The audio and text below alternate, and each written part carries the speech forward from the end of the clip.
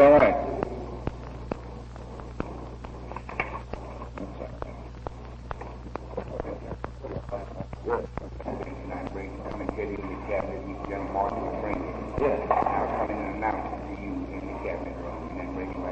Right in there. Point on this. These are guides in Parliament. Can I say that to the press? Yes, sir. About this? Yes, sir. These are guides in Parliament. Yes. Yeah. They can be enforced by the National Advisory Council, but by the Department of Lesser Content. Yes, that's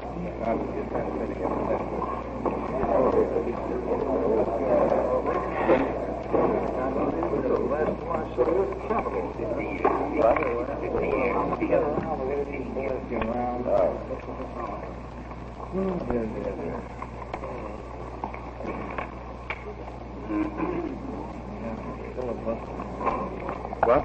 Perhaps might be having a filibuster somewhere. Old memory. Stop it. That's all good.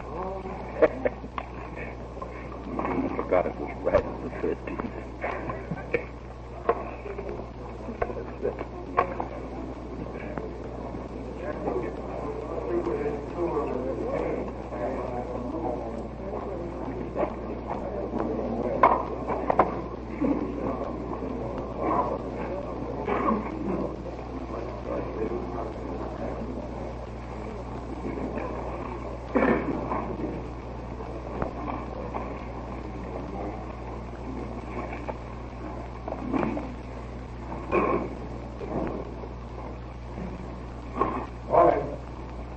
Got to apologize for everybody for being late. I guess it's the old Friday the 13th jinx.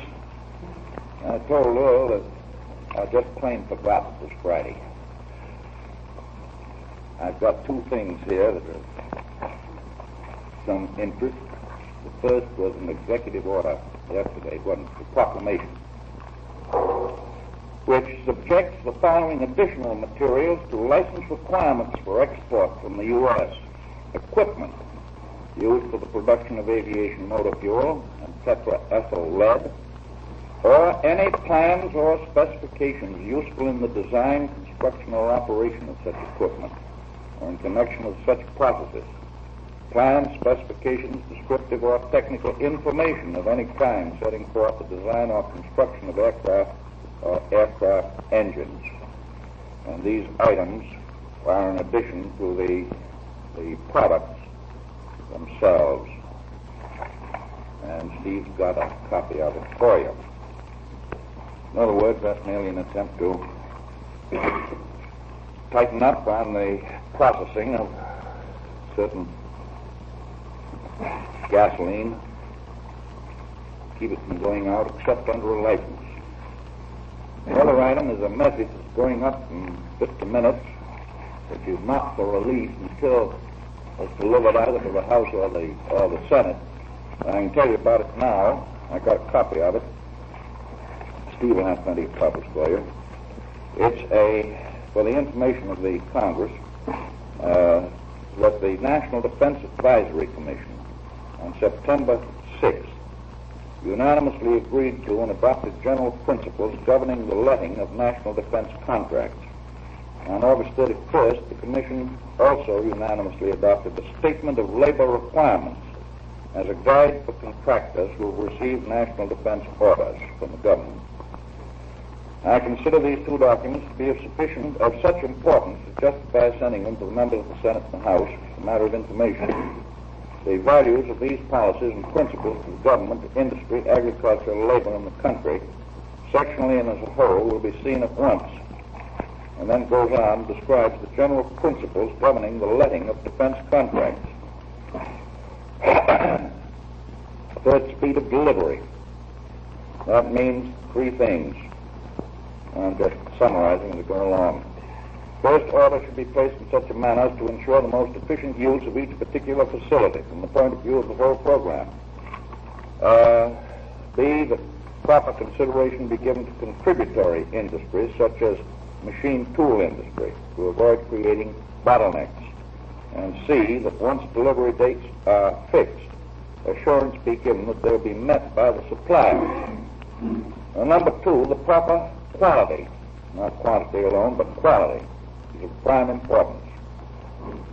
Necessary to determine first whether the supplier can meet the quality requirements as specified. There should be a willingness on the part of both the Army and Navy on the one hand and the supplier on the other to adjust the specifications on a cooperative basis in order that such specifications may come as near as possible to meeting commercial standards while at the same time fulfilling military requirements. Third, price, while not the sole consideration, is of outstanding significance, and every effort must be made to secure a fair price. That takes recognition of the determination of the proper cost factors. Fourth, the impact of the defense program on the consumers of the country. That relates to A, due regard and necessity of protecting civilian needs and morale, B, proper health and housing conditions among the employees, C, consideration of possible off-season production, so to dovetail the military program into the production of civilian requirements. I think probably the easiest illustration on that is the garment industry. And as you know, the garment industry in the country has roughly 2 slack periods in the course of each year. And in making garments for the Army or the Navy, we're trying to dovetail the orders in so that they can be, in part at least, filled in those slack seasons of the normal garment industry. That means less dislocation of the industry than if we tried to put up completely new plants for it. Fifth, adequate consideration must be given to labor. That means compliance with the principles of the statement of August 31st. 6, undue geographic concentration of orders should be avoided. In other words, that should give us a geographic spread. Such decentralizations relate to factors of military strategy as well as avoiding congestion that will slow down production. 7, the financial responsibility of the supplier is to be examined. Ability to post a bond doesn't necessarily dispose of the problem. 12 bills should insist the supplier will be able to continue in business long enough to complete the contract. Ability to finance himself through private sources should take preference over the necessity of government aid. 8, the avoidance of congestion of transportation facilities. 9th, due consideration to the adequacy of power facilities. 10th, general preference to firms having experience with so-called educational orders, which, as you know, we've been letting for about a year and a half. 11th, the moral responsibility of the supplier is important and in some respects fundamental. Evidence of honest and sincere desire to cooperate with the Army and Navy in producing what's called for on time without profiteering, to assume some risks himself rather than attempting to shift all the risks to the government. Furnish correct statements to capacity and experience. Supplier's general standing and reputation among reputable businessmen, as distinct from his financial rating, is one index of such qualifications. 12, the Commission recognizes competitive bidding is the better procedure in certain types of industry and circumstances. When you can't get it, you have to do something else. Recommends the use of a negotiated contract when necessary in order that the objectives be obtained in making purchases. Then that is based on the labor policy that was they passed the previous resolution on, which is very important. They've had that, haven't they, Steve? You've had that, but it's very well worth reading again because it carries certain desires, objectives, relating to all this rearmament work that is worth carrying again. You'll refer to it because it's part of the whole scheme. And that's being sent to Congress today, so to keep Congress in touch with what's going on. Brother, is that point one general enough to take care of priorities? Yeah. That is one of the reasons for the point one is priorities. Now, on your other, as to the licensing, that's part of the Department of Justice plan on keeping patents in this country. I mean, not have international cartels. It patents designs formulas and so forth and so on. I mean, the interchange of facts and forms, that'll stop that. That's dead, but that's only an incidental one thing. Yeah.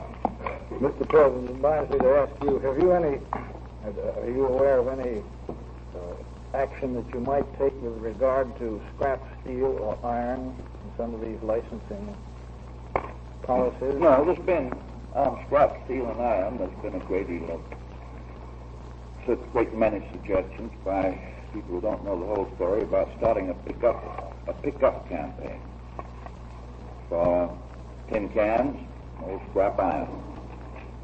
And we would undoubtedly from that get a good deal if it were needed. But the cost of such a local campaign is fairly high. The question of transportation is involved, and the experts tell me it's not yet necessary. I was thinking particularly of some possible action of yours with regard to... on the export. Yes, that's a different thing. I'm not ready on it yet.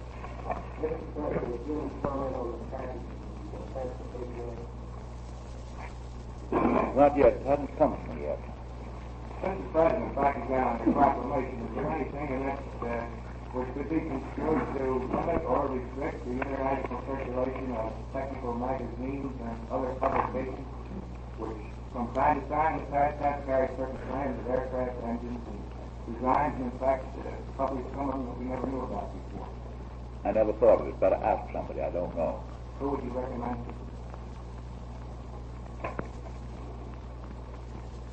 I'd ask Newton and Stettinius. No, so. They probably know a lot more about it than I do. Mr. President, there are some reports that the success of the anti-aircraft barrage in London is due to the use of American rangefinders and guns. Have we released our detectors? No. We have not. Mr. President, do you have any comment to make on your conference on Monday on the waterways?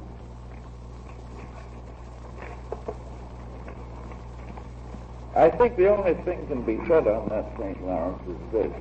On this question of defense needs, the immediate thing seems to be to look forward to the need for additional power as entirely distinct from navigation. And we're talking now with the Canadians among ourselves about the possibility of the development of more power. Now that leaves out entirely the question of navigation. In other words, the power factor looks as if it might be serious in the course of the next 2 or 3 years. And to develop power takes 2 or 3 years. Mr. President, you plan to send to the Senate soon the convention about the Alabama in July. I don't know. Steve thinks it's ready, but you'd better check. Mr. President, you plan on St. Lawrence to send the amendment to Congress? That I don't know. I mean, we haven't got to that stage yet. Certainly, everybody will be kept in touch with it. It won't be immediate. No, hold on.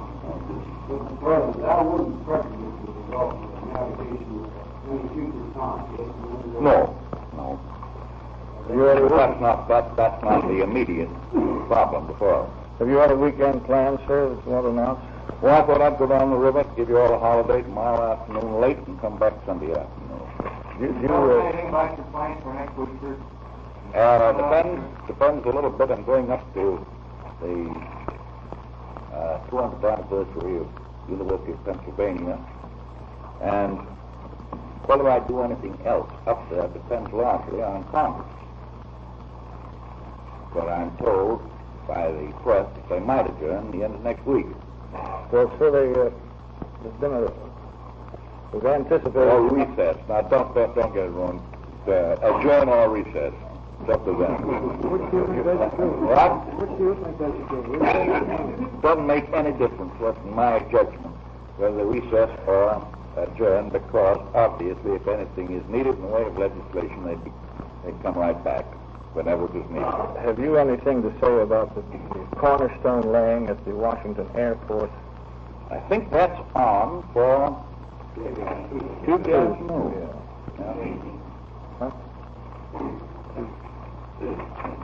I'd like, you know, out there to tell the history of the legislation and the building of the port without legislation, but I'm going to leave that to the local papers.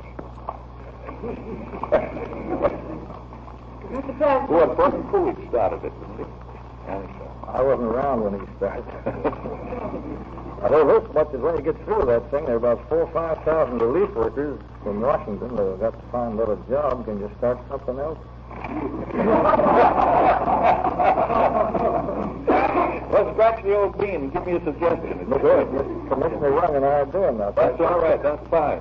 Mr. President, are you considering making our force available to British forces if necessary? Oh, my God, I don't know what you mean. I should say that as a double-lip question. Double-lip. Mr. President, can you tell us anything about what items will be needed in trying to fix the bill? It's in the budget at the present time, but the great bulk of it will undoubtedly be the pay and maintenance and housing and food of the National Guard and the Selective Service people. I can't give you any figures, but that will be the great bulk of the bill. Will there be anything necessary, Mr. President? Huh? Will there be any appropriation necessary if all of this deficit for the made away? No. President, if I may ask one more question about the St. Lawrence waterway. Are you contemplating hooking up the St. Lawrence with the grid system which is discussed on the What system? A grid system connecting New England with the CBA? I don't think so. I don't think I didn't do it on the preliminary plans. What we're talking about is the immediate adjacent need for power. Both sides. Is President News on the labor board? No. Soon? I don't know. Thank you, Mr. President.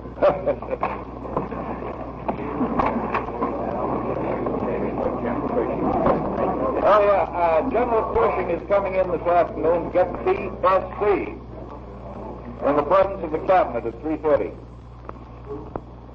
General Cushing, 80th birthday. We're giving in the BSC. United Party. I don't know whether we're allowed to probably do that.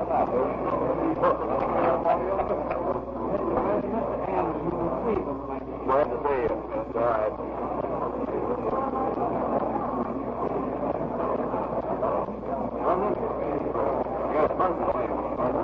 What? Got a present for you. How's the boy? Pretty good. How you getting on? How do you like it? Yeah, isn't that nice? They're not going to be comfortable in that way. Isn't that nice? Well, I got a fortune. How about nice? That's not nice.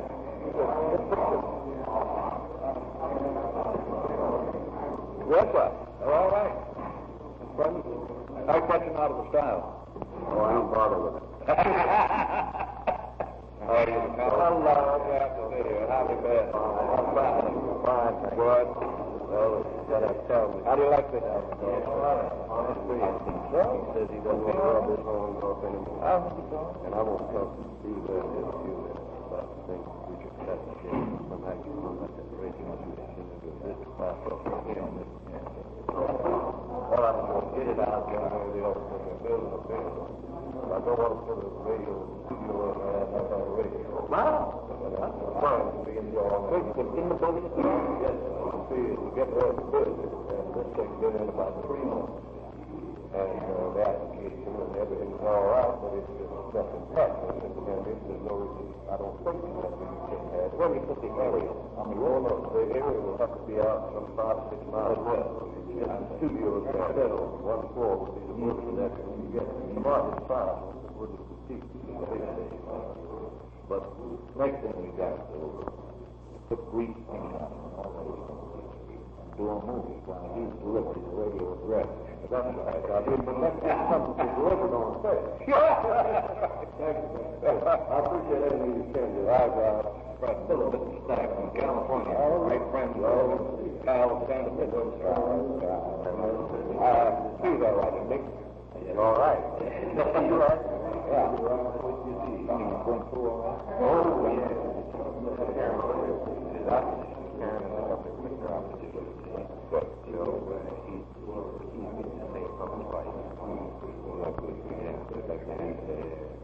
Then got a letter yesterday. Sent to him to go to Chicago. One of Kelly's friends sent him a letter showing where they're soliciting manufacturers in Chicago for funds on the basis that for 5,000 votes exchanged in Nevada, that they can beat Pitt and one contribution. So we're going to play that. Well, Mr. President, all the luck in the world. You see. Tell me, do you think California sort of come together? Well, I think that you'll do better than you did last time. I think you'll go between 400,000 to 600,000. The very significant thing, and it's sensible at the convention, the Democratic registration has increased and the Republican has decreased. And Keith Pittman told me yesterday the same thing's happening in Nevada. It is. He's a little prejudiced, Mr. President. Do you hear anything of Oregon? No, I haven't heard anything of the Northwest at all. You haven't heard anything of Idaho?